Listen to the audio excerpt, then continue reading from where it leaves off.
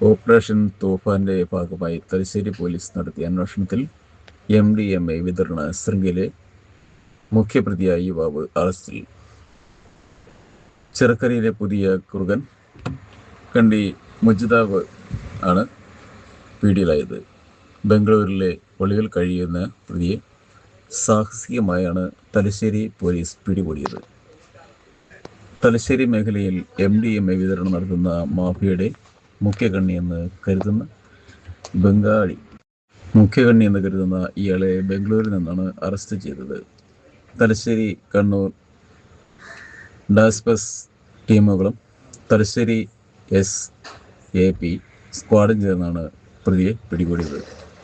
June 11 Thalassery ചിറക്കരയിൽ നിന്ന് 185 gram MDMA പിടികൂടിയ കേസിന്റെ അന്വേഷണ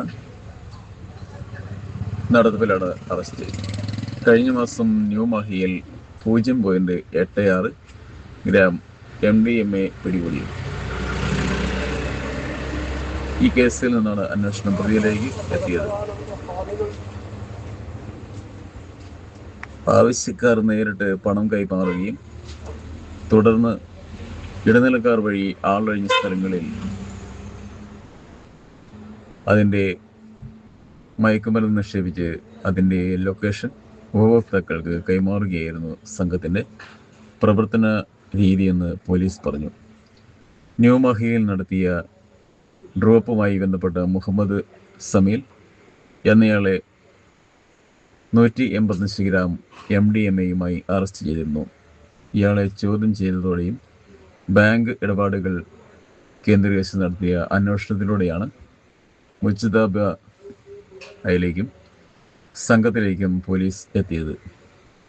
കേസിലെ മറ്റ് പ്രതികൾക്കായി ഡൽഹിയിലും ബാംഗ്ലൂരിലുമായി അന്വേഷണം തുടരുകയാണ്. Kannur city police commissioner Vijay Bharat റെഡ്ഡിയുടെ നിർദ്ദേശപ്രകാരം തലശ്ശേരി ASP ഡോക്ടർ നന്ദഗോപനാണ് അന്വേഷണം ചുമതല.